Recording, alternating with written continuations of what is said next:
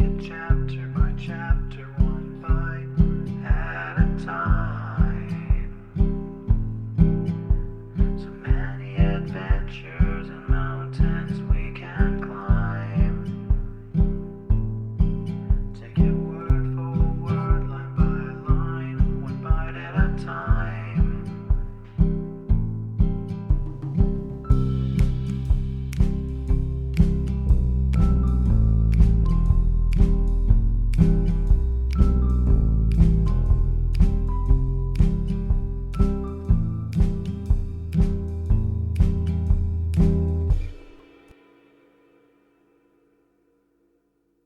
Welcome to Bite at a Time Books, where we read you your favorite classics one bite at a time. My name is Bree Carlile, and I love to read, and wanted to share my passion with listeners like you. If you want to know what's coming next and vote on upcoming books, sign up for our newsletter at biteatatimebooks.com. You'll also find our new t-shirts in the shop, including podcast shirts and quote shirts from your favorite classic novels. Be sure to follow my show on your favorite podcast platform so you get all the new episodes. You can find most of our links in the show notes. But also our website, biteatatimebooks.com, includes all of the links for our show, including to our Patreon to support the show, and YouTube, where we have special behind the narration of the episodes. We're part of the Bite at a Time Books Productions Network. If you'd also like to hear what inspired your favorite classic authors to write their novels, and what was going on in the world at the time, check out the Bite at a Time Books Behind the Story podcast, wherever you listen to podcasts. Please note, while we try to keep the text as close to the original as possible, some words have been changed to honor the marginalized communities who've identified the words as harmful, and to stay in alignment with Bite at a Time Books' brand values. Today we'll be continuing Joe's Boys by Louisa May Alcott. Chapter 18, Class Day. The clerk of the weather evidently has a regard for young people, and sends sunshine for class days as often as he can, an especially lovely one shone over Plumfield as this interesting anniversary came round, bringing the usual accompaniments of roses, strawberries, white-gowned girls, beaming youths, proud friends, and stately dignitaries full of well-earned satisfaction with the yearly harvest. As Lawrence College was a mixed one, the presence of young women as students gave to the occasion a grace and animation, entirely wanting where the picturesque half of creation appear merely as spectators. The hands that turned the pages of wise books also possessed the skill to decorate the hall with flowers. Eyes tired with study shone with hospitable warmth on the assembling guests, and under the white muslins beat hearts as full of ambition, hope, and courage as those agitating the broadcloth of the ruling sex. College Hill, Parnassus, and Old Plum swarmed with cheery faces, as guests, students, and professors hurried to and fro in the pleasant excitement of arriving and receiving. Everyone was welcomed cordially, whether he rolled up in a fine carriage or trudged afoot to see the good son or daughter come to honor on the happy day that rewarded many a mutual sacrifice. Mr. Laurie and his wife were on the reception committee, and their lovely house was overflowing. Mrs. Meg, with Daisy and Joe as aides, was in demand among the girls, helping on belated toilettes, giving an eye to spreads, and directing the decorations. Mrs. Joe had her hands full as president's lady, and the mother of Ted, for it took all the power and skill of that energetic woman to get her son into his Sunday best. Not that he objected to be well arrayed. Far from it. He adored good clothes, and owing to his great height, already reveled in a dress suit, bequeathed him by a dandy friend. The effect was very funny, but he would wear it in spite of the jeers of his mates, and sighed vainly for a beaver because his stern parents drew the line there. He pleaded that English lads of 10 wore them and were no end nobby, but his mother only answered with a consoling pat of the yellow mane. "My child, you are absurd enough now. If I let you add a tall hat, Plumfield wouldn't hold either of us. Such would be the scorn and derision of all beholders. Content yourself with looking like the ghost of a waiter and don't ask for the most ridiculous headgear in the known world." denied this noble badge of manhood, Ted soothed his wounded soul by appearing in collars of an amazing height and stiffness, and ties which were the wonder of all female eyes. This freak was a sort of vengeance on his hard-hearted mother, for the collars drove the laundress to despair, never being just right, and the ties required such art in the tying that 3 women sometimes labored long before. Like Beau Brummel, he turned from a heap of failures with the welcome words, "That will do." Rob was devoted on these trying occasions, his own toilette being distinguished only by its speed, simplicity, and neatness. Ted was usually in a frenzy before he was suited, and roars, whistles, commands, and groans were heard from the den, wherein the lion raged and the lamb patiently toiled. Mrs. Joe bore it till boots were hurled and a rain of hairbrushes set in. Then, fearing for the safety of her eldest, she would go to the rescue, and by a wise mixture of fun and authority, finally succeed in persuading Ted that he was a thing of beauty, if not a joy forever. At last he would stalk majestically forth, imprisoned in collars, compared to which those worn by Dickens's afflicted Biller were trifles not worth mentioning. The dress coat was a little loose in the shoulders, but allowed a noble expanse of glossy bosom to be seen, and with a delicate handkerchief negligently drooping at the proper angle had a truly fine effect.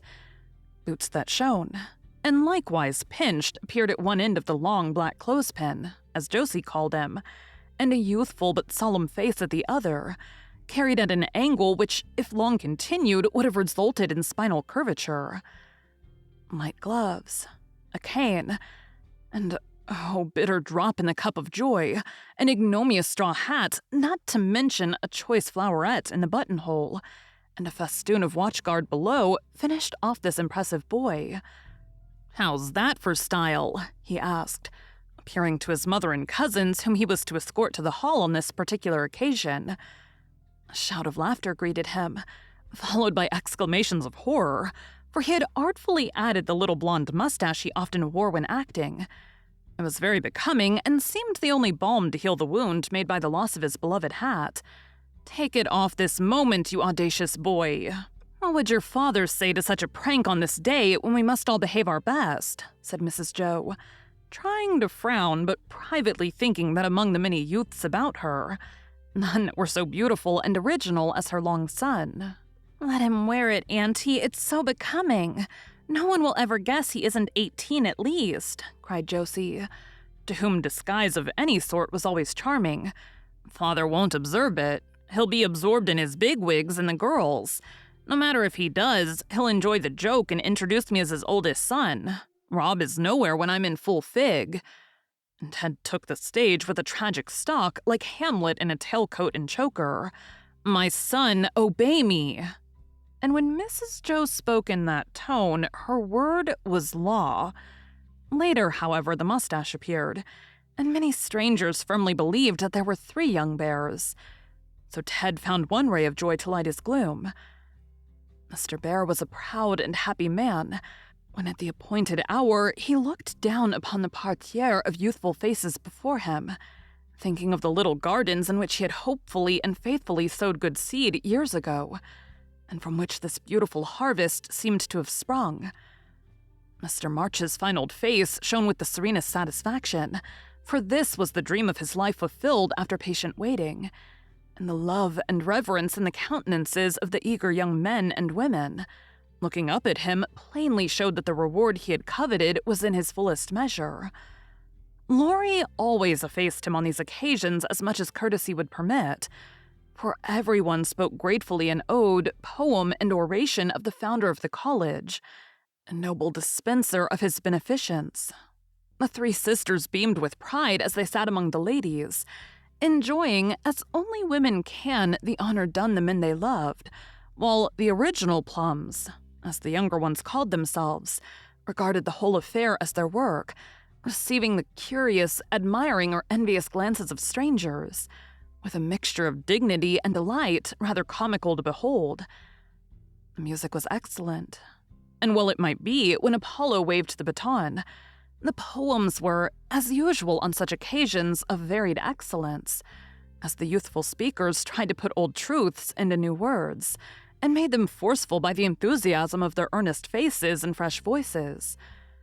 It was beautiful to see the eager interest with which the girls listened to some brilliant brother student, and applauded him with a rustle as of wind over a bed of flowers.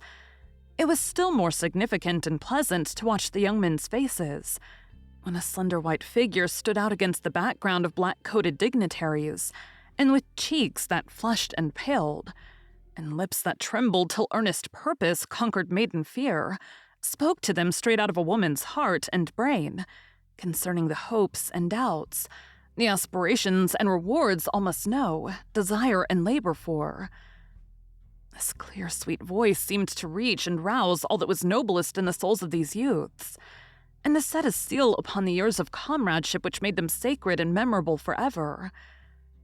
Alice Heath's oration was unanimously pronounced the success of the day, for without being flowery or sentimental, as is too apt to be the case with these first efforts of youthful orators, it was earnest, sensible, and so inspiring that she left the stage in a storm of applause, the good fellows being as much fired by her stirring appeal to march shoulder to shoulder as if she had chanted the Marseillaise then and there.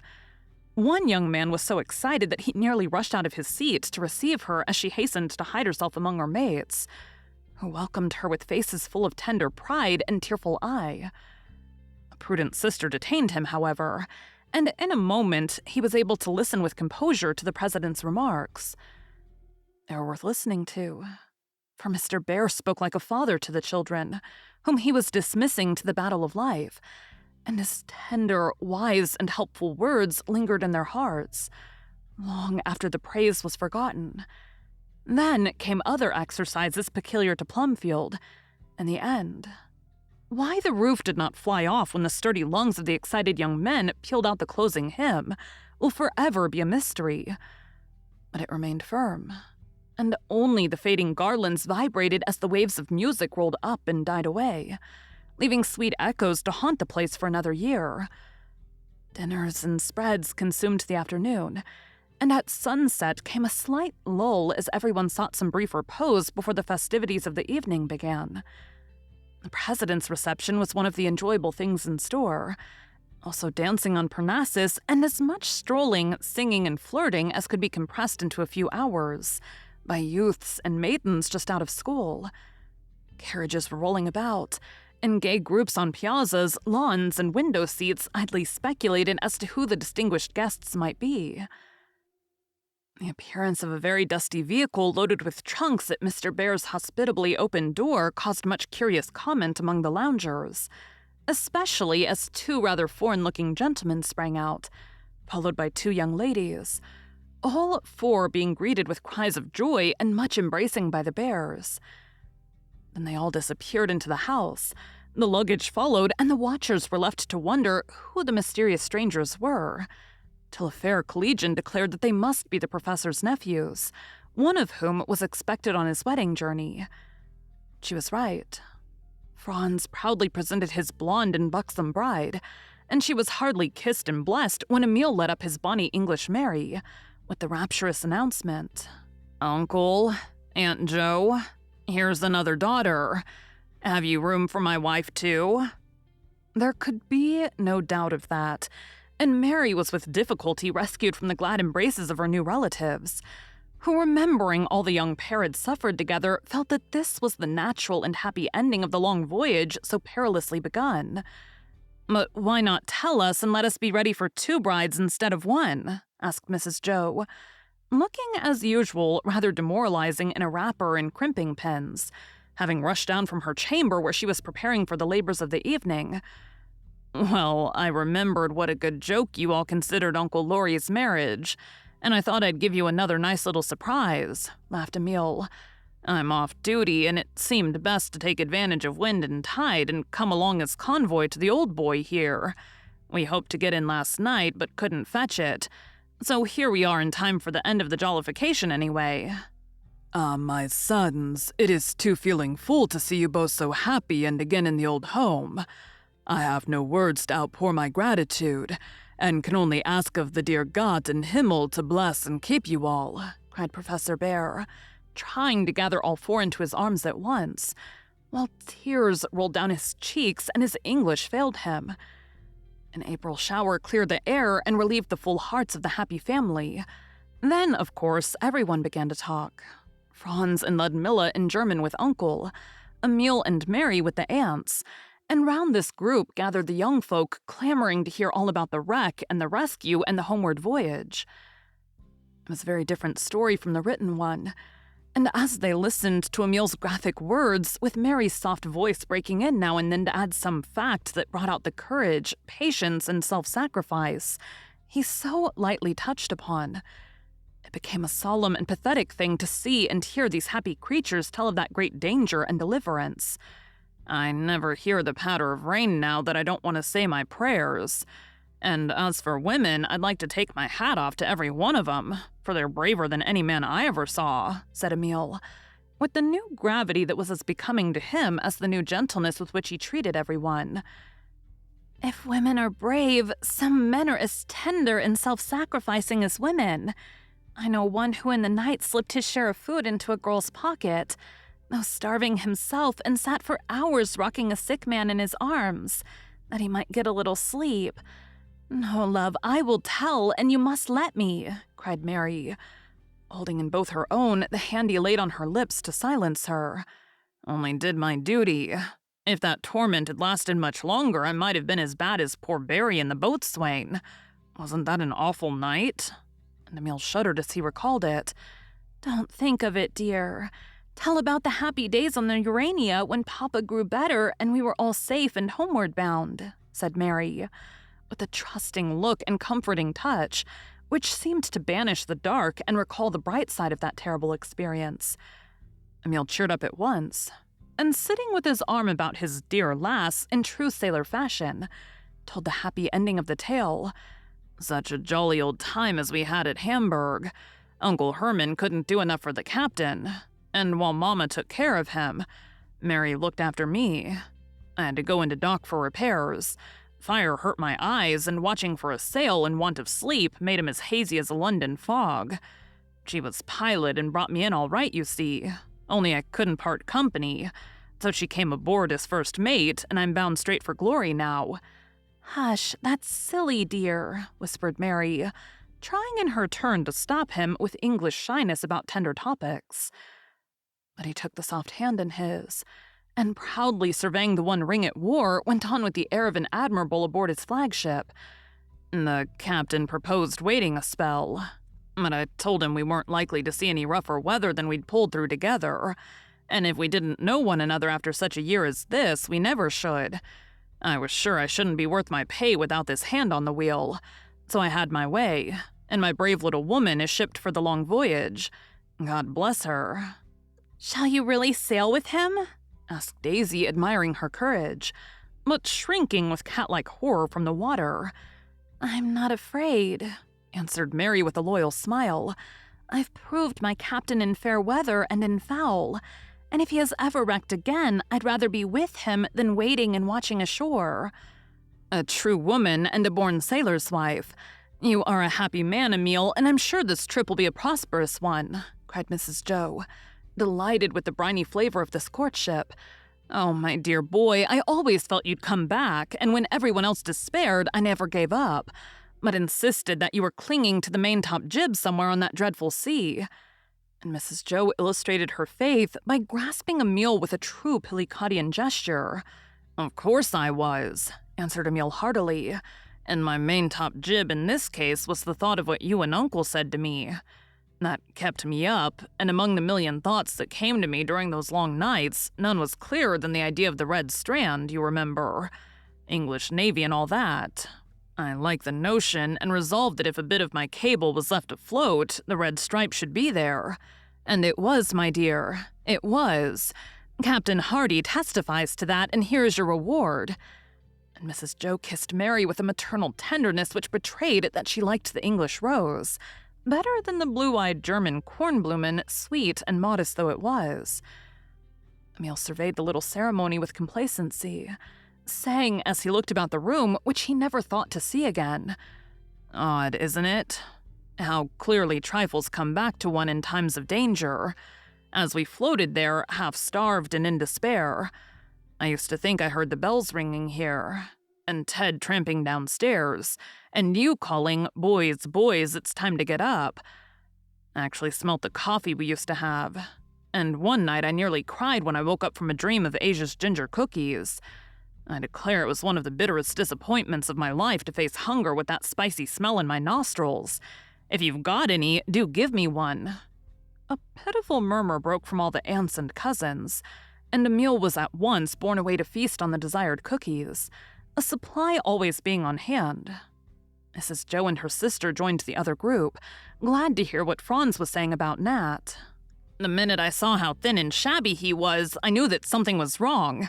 But he made light of it and was so happy over our visit and news that I let him off with a brief confession and went to Professor Baumgarten and Bergman. From them, I learned the whole story of his spending more money than he ought and trying to atone for it by unnecessary work and sacrifice.